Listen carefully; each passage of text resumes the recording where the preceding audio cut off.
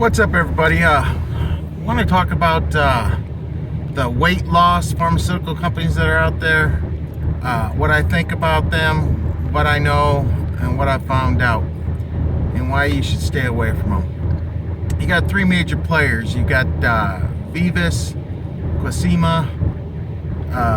Contrave, if I'm pronouncing any of these wrong, my mistake. You got ARNA Pharmaceuticals with Belviq, and then you got how do you pronounce it? OREX with Contrave. Anyway, recently I went down to see my family doctor. You know, I'd like to shed some pounds. I'm a big guy, and well, let me back up. About 2 years ago, same scenario. I went down to the doctor trying to get a hunger suppressant, and I got the Belviq. I took that shit for a month, didn't work. Then I went back and the doctor said, well, you could try it with, combo it with phentermine. So I did another month, and it seemed to work a little bit. But shit, after 60 days and I stopped taking that, my appetite went through the roof. Well, that put a bad taste in my mouth about Belviq. But recently, I went back to see my doctor, and same scenario, trying to cut weight, trying to, lower my hunger, my appetite. And we got to talking, and basically she said, well, there's Contrave, there's Contrave, and there's Belviq, which I was familiar with. And she's like, well, she broke it down for me. She said, this is what this can do. Contrave is the best as far as most powerful, but it's gonna cost you an arm and a leg. It's up like $1,000 for a supply, something like that, some stupid number. And then Belviq, she hasn't really seen good results. And then in Contrave, it was pretty much the same thing.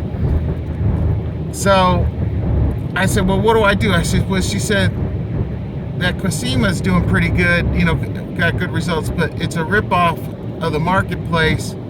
I guess they're not kicking back to their doctors enough, because otherwise she wouldn't be telling this. But she says, basically, it's phentermine and another off-label, and phentermine is off-label. And it's duping the public, taking two off labels that she can prescribe, and for nickels on the dollar. Like phentermine, you can get a 30-day supply for under 20 bucks. And she said that she just recommends phentermine with a 30-day follow-up. So that kind of shocked me that she was bad-mouthing them. I guess that people might have been complaining that they weren't seeing the results, except for less money in their pocket. Granted, some insurances cover some of it, but a lot of them will only pay a partial, if at all. Unless you got like a flexible spending account, you don't give a shit about fixing your teeth or your, checking your eyes. You'll deplete that too. But so what I took away from it was, oh, okay, so two off labels, phentermine, and the other for Contrave. We know Belviq ain't working because of my experience, and the Contrave she looped in, grouped with Belviq. So I took my phentermine for 30 days, and I had excellent results. Initially it kind of made me fatigued. But after about 5-7 days, I was in my routine.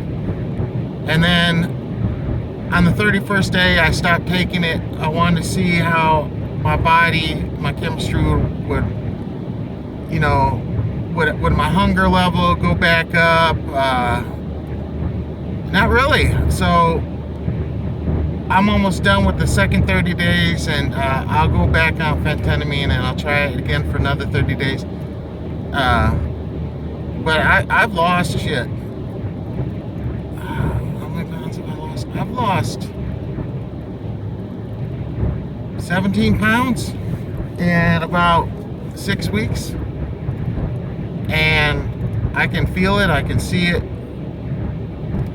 And my recommendation is, you guys, if you're thinking about taking an obesity drug, go off-label. Go with phentermine. It's a proven winner. It's cheap. Don't waste your money on these other 3 companies. I believed in them back in 2011-12. Contrave wasn't out then, but I was buying the hype. But that's all it is. It's hype. And the company that makes Quasima, whatever, Vivus, that's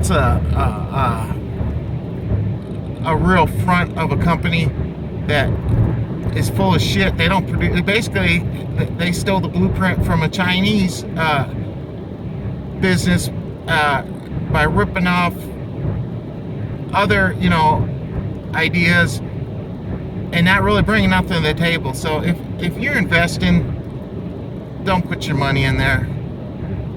They're going to be the first ones that crash when the market falls, because they don't make money. They bleed money. That's basically just my 2 cents. I don't have no agenda. I've studied, and I laugh, looking at, the movement of the stocks, on what? They haven't proven that they're gaining traction, and they can't show a profit. So I would say steer clear of all 3 of them companies, and you watch, you'll see them start falling off in the next 3 years, and we'll maybe enter a different area, pharmaceuticals or something. But if they survive, it ain't going to be because of their flagship drug in obesity. That's for sure. That's all I got. Leave your comments, subscribe. Tell me what you guys think. Thanks. Bye.